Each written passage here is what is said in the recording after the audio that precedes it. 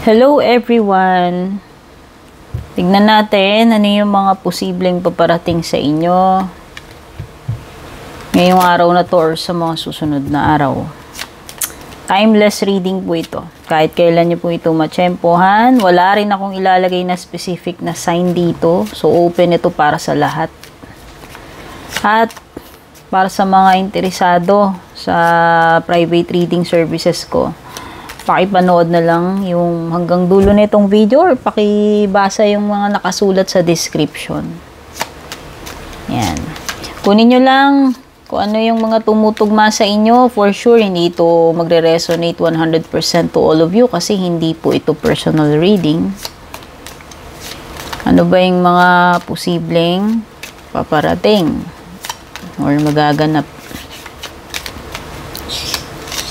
Maraming salamat pala sa mga matagal nang sumusuporta, pati na rin po dun sa mga bago. Shout out to all of you. Garden. Oh, may garden ka ba sa bahay?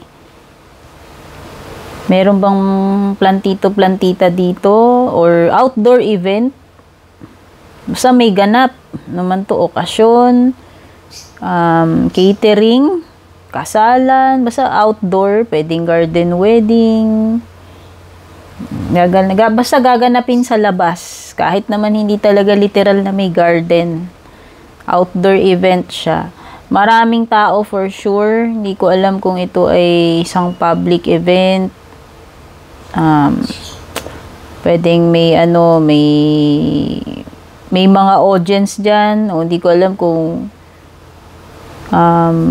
guest speaker ka ba or haharap ka ba sa maraming tao, sa stage, sa audience, o pwedeng iba performer kayo, hindi ko alam, baka live band kayo, yung mahilig yung banda na tumutugtog, or basta nagpe-perform kayo, may crowd, may audience.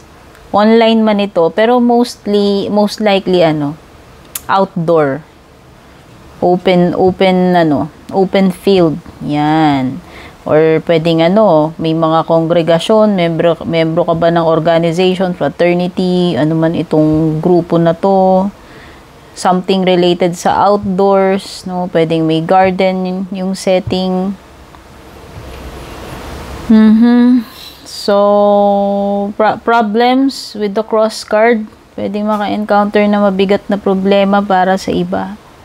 O baka marami kayong pasanin, like gabundok yung mga ninyo, mga bills ninyo, gabundok yung labada nyo. Basta may something dito na mabigat mabigat. May pasanin. Ayan. O pwede ba dumadaan kayo sa crisis, kalbaryo, ano man ito. Basta it's a big problem, mabigat, mahirap, duty man to, responsibilidad. O pwedeng iba, you are dealing with grief. Kung merong mga may mga anumang klaseng pinagdaanan na magdudulot sa iyo ng sadness, grief,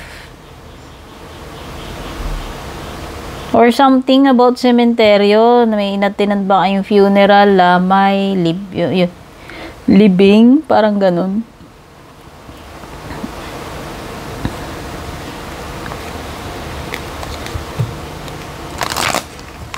Or yung lugar na may mga cross, o pwedeng simbahan to, kasi may cross or sementeryo nga, sabi ko nga.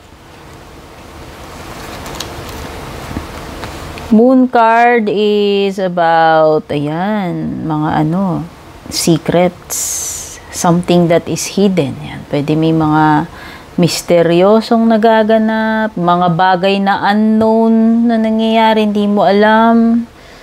No, hindi mo alam na may nangyayaring ganito, ganyan. Pwedeng may sikreto.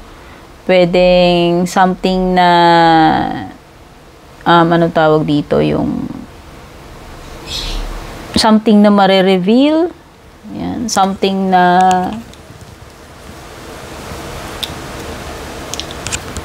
ano ba tawag dito? Something that will come out of the blue, parang biglaan or unexpected. or accidentally na meron kang matutuklasan. Basta meron something dito na ano eh. na hindi mo alam na nangyayari sa background, no? Something na hindi yung kumbaga sa Tagalog, lingid sa kaalaman mo, yan.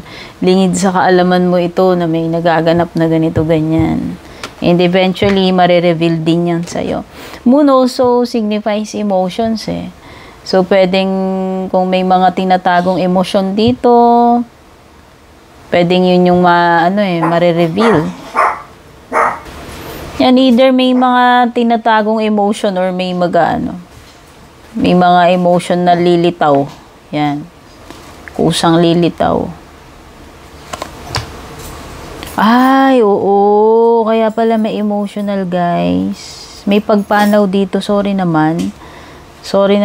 Or, pwedeng past na to, ha. Hindi ko kontrolado energies, guys. Pwedeng sa iba-iba sa inyo, iba-iba rin. Pwedeng past, pwedeng present, pwedeng future pa lang. Since hindi naman ito personal reading, no?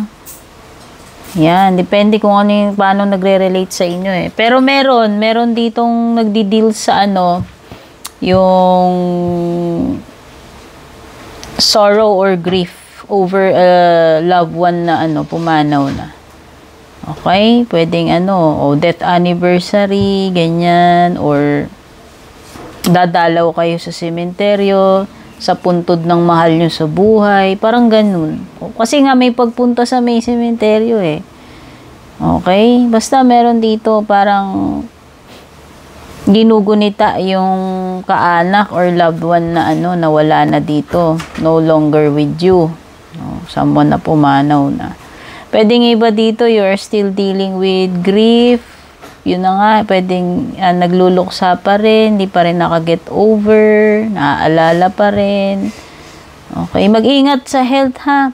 Kasi pwedeng indication to ng health problem. Or depression, sadness. Pwede rin naman coffin is about endings, no? So, hindi lang naman always funeral yan. Pwede rin naman may kinalaman sa mga bagay na magtatapos na, mga closed chapter na sa buhay mo. Or something na mamamaalam magtatapos. No, hindi always death yan, okay? O, pwedeng pagbabago. Like the death card sa tarot kasi transformation. So, may mga pagbabago na kailangan tanggapin kahit gaano kahirap, kahit gaano kasakit. Pwede yun yung symbolism nito. Okay?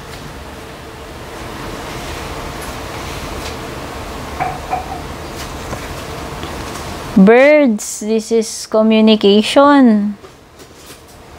No, lahat ng form ng mga mensahe. O baka may mga important messages ka mare-receive. Pwedeng may mga importanteng usapan. Pwede rin namang mga chismisan. Ayan, may mga bali-balita, kwento-kwento, chismis, intriga.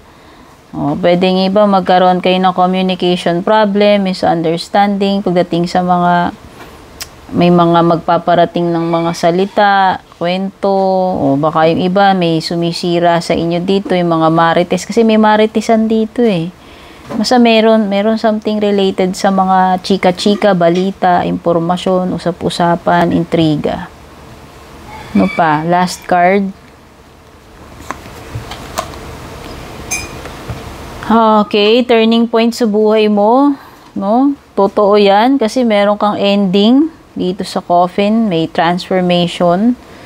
And ito na nga yun, darating ka dito sa point ng buhay mo na panibagong chapter na naman or panibagong road na naman yung tatahakin mo.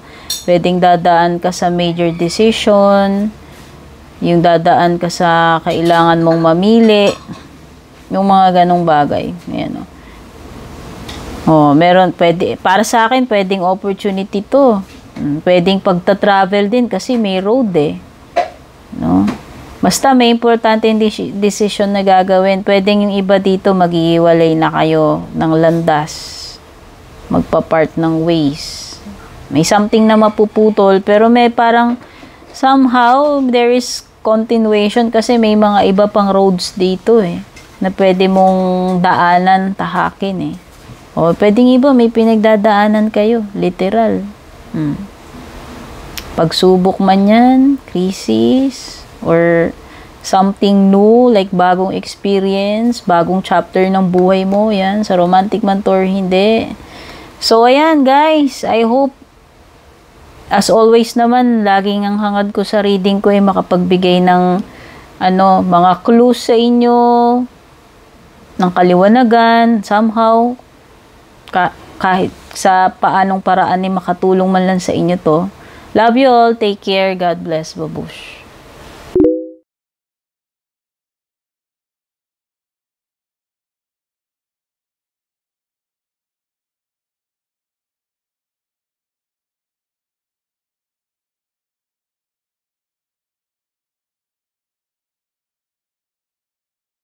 And kung balak nyo pong mag-book or mag-inquire ng personal readings ko, basahin nyo lamang po itong nakasulat sa screen or yung nakalagay sa description.